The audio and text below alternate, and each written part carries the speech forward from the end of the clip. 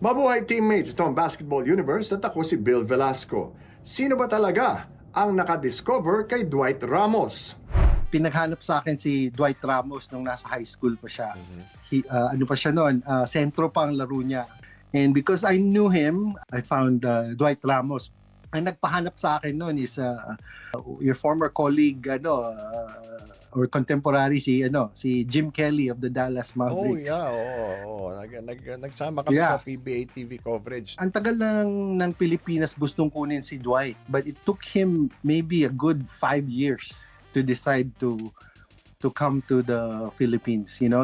So he's one of the reasons ngayon why a lot of Filipinos do want to go to the Philippines, kasi nakita nila from him na maganda nga yung opportunity sa Pilipinas. Ang bahaging ito ay hatid sa inyo ng Smart Sports. Ayon sa isang US champion coach na Filipino, inabot ng 5 taon bago nagdesisyon si Dwight na pumunta ng Pilipinas. Coach, you have an event coming up where you will gather yung mga bata at magagaling na mga basketballista dyan, lalong-lalo na sa California. Could you tell us about it? Ako at saka si Coach Ariel Manguardia, we are trying to do something para sa more informal, para makita natin yung mga kabataan dito na potential na Filipino-American na pwedeng mag-PBA or mag-represent ng bansa natin.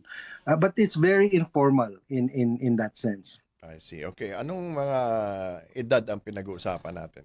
From 8 years old hanggang sa high school. It's a good pool para sa future ng Philippine basketball. Okay. Marami sa atin, alam na natin yung infrastructure sa US, yung AAU, ganyan. What about for younger kids? Ano ang infrastructure for them to get into basketball? It's the same.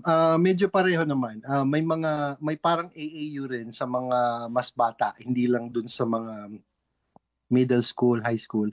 Meron din para sa mga bata. So in fact, I found diyan ko nahanap si David Morel of UP, and I believe he's in the PBA, I forget which team. Pero diyan ko nahanap si David Morel.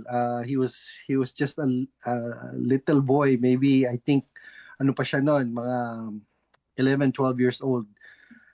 Nakita ko, he looked Asian American. So hinanap ko yung parents niya, and then kinausap ko sila, and then nalaman ko na Pilipino nga talaga siya. So that's ito yung ginagawa ko here over the years.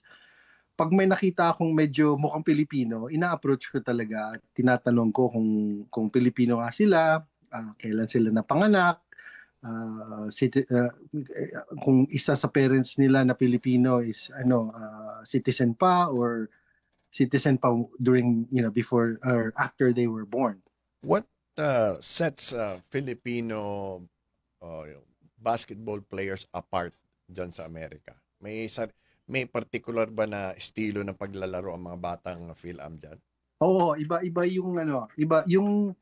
yung it's in our blood.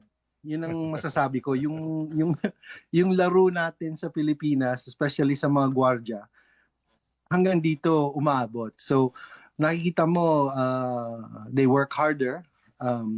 Mas sila, mas malaki yung hard work para sa kanila. Mas physical sila, mas mabilis sila. Kung minsan kasi maganda lang tignan yung mga Amerikano, pero yung mga Pilipino talaga, pag nakakaintindi ka ng basketball, mabibigla ka. So I think nakaka-impress yung mga batang Pilipino dito because they play, akala kasi ng mga Amerikano, dahil kesyo galing ka sa Amerika, pupunta ka sa Pilipinas, kukunin ka agad doon or malaline up ka or magpo-pro ka. Hindi, it's not always like that. Kailangan talaga, you have to be special. You can't just be good. Hindi pwede magaling ka lang. Kailangan talaga special ka. Hindi na enough yung magaling. Kasi sa Pilipinas, maraming magaling. Okay. Bakit gusto ng mga bata na pumunta ng Pilipinas? There's a lot of big sports schools in America, no? Marami ring opportunities doon, although it's very competitive. Bakit nila pinipiling pumunta dito sa Pilipinas? Sa tingin ko, ngayon, pinipili nila yung Pilipinas, pero nakita ko talaga yung panahon na ang Pilipinas is last option nila, or hindi nila kinoconsider yung Pilipinas. Like for example, ako yung pinaghanap sa akin si Dwight Ramos nung nasa high school pa siya. Ano pa siya noon, sentro pa ang laro niya. It just so happens na yung coach niya sa high school, I work with him para tulungan yung Chinese women's national team na magkaroon ng scrimmage or ng games kalaban sa mga Amerikano. And because I knew him, I found Dwight Ramos. Ang nagpahanap sa akin noon is Jim, I think your former colleague or contemporary si Jim Kelly of the Dallas Mavericks. Oh yeah, oo. Nagsama kami Yeah. sa PBA TV coverage nung Yes. early 90s. Wow. Yeah, so siyang nagpahanap sa akin, and then it just so happens na kilala ko yung coach, and I found him. Ang tagal ng Pilipinas gustong kunin si Dwight, but it took him maybe a good 5 years to decide to come to the Philippines. So he's one of the reasons ngayon why a lot of Filipinos do want to go to the Philippines, kasi nakita nila from him na maganda nga yung opportunity sa Pilipinas kaysa sa Amerika kung minsan. I think not everyone will make the NBA, 'di ba? Hindi naman lahat pwedeng mag-NBA. Pero you can live your dreams. You can play basketball. Pwede kang maging professional basketball player in a country that will love you. Even if you just play college basketball sa Pilipinas, ibang-iba dito. College teams, kuminsan walang nanonood unless Duke ka or North Carolina, walang nanonood. Pero sa Pilipinas, when I was coaching sa UP with Alan Gregorio, I think iba talaga ang UAAP, even the NCAA sa Pilipinas, iba talaga yung treatment. So, para sa isang young person, napakalaking impact yun, how you see yourself, how you value yourself. Pag nakita nila na the country and the fan base sa Pilipinas values them. So I think napakalaking allure yun ngayon. Napakalaking attraction para sa mga bata dito. Okay. What would make you advise kids to stay in America, and what would make you advise Philam kids to come to the Philippines? Ano bang mga factors ang pinag-iisipan mo? Sa akin, I always ask, ano yung plano nila sa buhay nila? Meron ba silang dream na maging professional basketball player? Meron ba silang dream maging coach? O meron ba silang dream na maging doktor, maging abogado, maging teacher or whatever dito sa Amerika? So doon yung line ko. If kung ang future nila that they see is here in a regular job sa Amerika, then I tell them na siguro it's better for you to mag-pursue ng yung education here. Pwede ka pa rin maglaro ng basketball. It won't be the same sa Pilipinas compared sa Pilipinas. Kasi sa Pilipinas, they treat you like you're Michael Jordan. Di ba? Dito, you're just a student who's playing the sport. So, it's up to you. What do you want to do? And then you have people naman na may mga iba namang kabataan na kursunada talaga, di ba? In our vernacular. Kursunada talaga nila na maging basketball player. Ito yung parang part of their bucket list or their dreams and aspirations.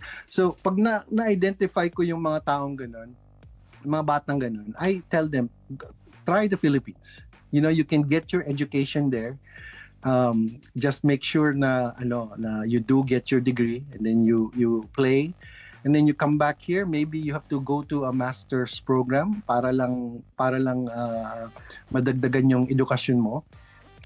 Kasi dito naman sa Amerika, you know, if you graduated, pag nag-graduate ka sa ibang bansa, pwede ka namang makahanap ng maayos na trabaho, pero iba rin yung meron kang American degree. So just, you know, para just being honest, may advantage ka kung dito ka gumraduate. Okay? Pero ang maganda kasi sa ating mga Pilipino, kahit na saan tayo, kahit na sa Pilipinas tayo graduate, pagdating natin sa Pilipinas, we will outwork everybody, and that's true for all the Filipinos I know here, including myself. Okay.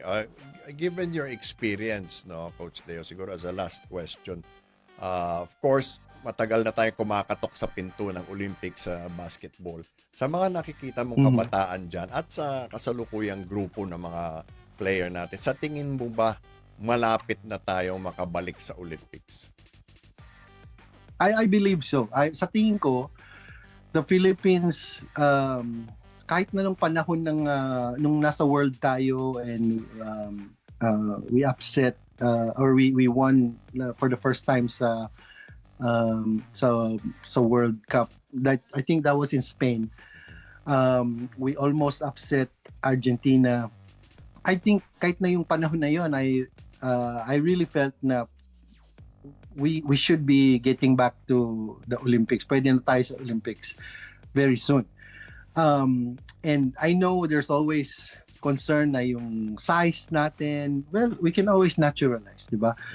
I think as far as the technical knowledge, as far as the talent level, I think the Filipino basketball community is ready. The Filipino basketball talent is ready to be in the Olympics. Kasi mayroon naman tayo nakikitang mga ibang bansa na hindi naman ganun kalayo ng distansya sa atin, or even I feel like some of them mas magaling pa tayo. Pero ganun yung basketball, they're breaks, di ba? Just breaks to the games. But I do believe that the Olympics is not a dream anymore for me. At least from a basketball mindset. Mind you, you're asking someone na when I came here, I was coaching at the lowest level of college basketball, and we beat a Division I team twice. So I only believe in hard work. I only believe in strategy. At saka I think na ang Pilipinas, we have the strategy, the talent. I think it's just really, it goes down to yung breaks of the game. At saka, to be honest, sometimes yung politika will get in the way of our success. And I think bigger than that is pride. You know, like kung minsan talaga, kung gusto mong, you know, if we want to succeed, kung gusto nating magtagumpay, kung minsan yung personal natin ng mga na ego, kailangan talaga we put that aside. Kailangan itabi muna natin yan para sa bayan, di ba? Okay. Thank you so much, Coach Leo, and good luck with your succeeding projects. Ang bahaging ito ay hatid sa inyo ng Smart Sports. At yan ang Basketball Universe para sa araw na ito. Abangan kami tuwing Lunes at Biyernes sa lahat ng social media platforms. Kaya like, share, subscribe at follow na rin. Nais namin pasalamatan ang Smart Sports. Laging tandaan, saan man kayo at anuman ang ginagawa ninyo, magkakampi tayo. Ako si Bill Velasco at ito ang Basketball Universe.